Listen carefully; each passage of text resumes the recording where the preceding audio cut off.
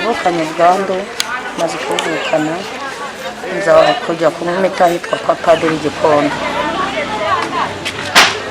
Maze gutangira kunywa imiti naje kubyara abana bazima, babyara ari 3, apfa umwe ariko apfata kubera ubwo burwayi. Bose ari 2 ni bazima, umutoya afite imyaka 4 naje kugira ikibazo cyo kurwara kanseri yo ku nkondo y'umura, nza no kugira virusi nyinshi. Abaganga baza kunsaba yuko ngomba gukura umwana ku ibere kugira ngo nyikanye ko Perezida Kagame yari biturutse ku mpamvu nari mfite, uko najyaga kwa Padiri nababwira ikibazo mfite bakanga kucyumva. Nza kubabwira nti rero mfite ubwandu bwinshi kandi umwana ni muzima, mugerageze mumfashe mumpe amata cyangwa ifu y'igikoma kuko bayitangaga kugira ngo umwana abashe kuba yakinywa nkamukura ku ibere. Baje kundingana banga kumfasha kugira mbona yuko umwana azandura kuko nefite virusi nyinshi.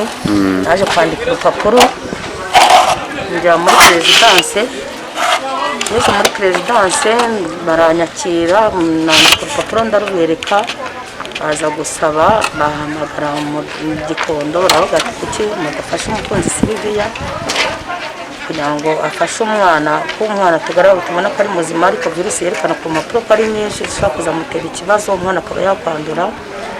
Barabyakire nyirabeshwa barambwira ngo ninze bampifu y'igikoma, barayima ariko bahita barakara kuko nagiye kubarega nyakubahwa Perezida, baza no kunuka cyane kuko impapuro ndazifite.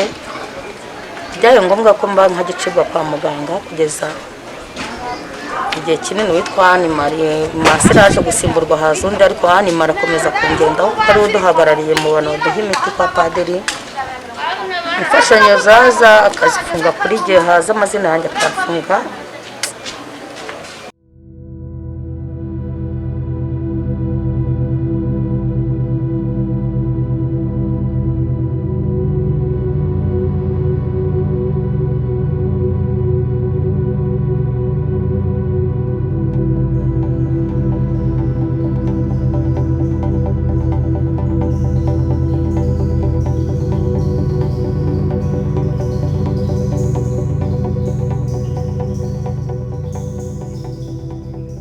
Kuzayahuza kwa Padiri imfashanyo zaza sinzibona.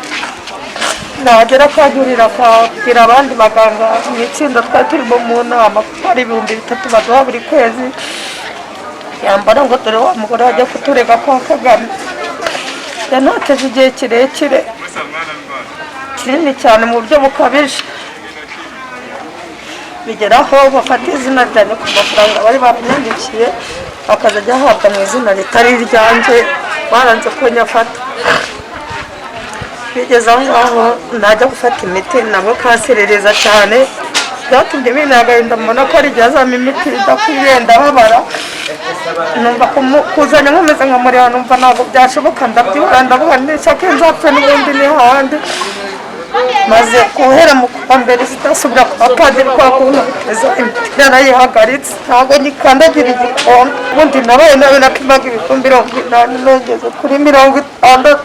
Witwa Animari kwa muganga niwe bitengo nagiye kubareka muri Perezida, kandi nagiye mfite ikibazo cy'uko umwana wanjye nawe mfite virusi nyinshi mbona nzamwanduza kandi umwana wavutse ari muzima. Ikintu saba nukuri imiti barayishura, bagakwiye kumpa imiti mu buryo bikwiye, ariko ntibanoteze niba ari ikibazo baba bafite ko naba narabareze, ariko ubuzima bwanjye barahagari. Ikintu cyo kuba nagiye kwa Kagame cyasakaye ahantu henshi n'abayobozi benshi barabizi, niyo bambonye avuga ko nagiye kubareza kwa nyakubahwa Perezida Kagame. Iyo nagakwiye kujya gushaka icyangombwa ngira ubwabo bwo kuvuga ngo ninjyayo birambera impinduka.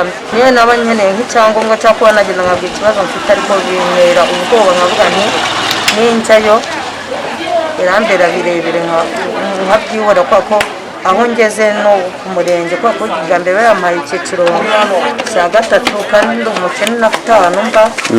Nza gusaba muri Perezidansi bampaye icyiciro cya mbere, bavuga ati umukunzi cyo mu icyiciro cya mbere reba ararwaye indwara idakira, nta bushobozi afite abana biga, mfite umwana wiga ageze mu wa 5 segonderi, mba mu cyiciro cya mbere ariko nabo ni muzehe wakinze nagiye kucyaka kubera ubukene nari mfite, ndakodesha ngira abana bari batatu hapfamo umwe nsigarana babiri, mwiga mu mashuri makuru.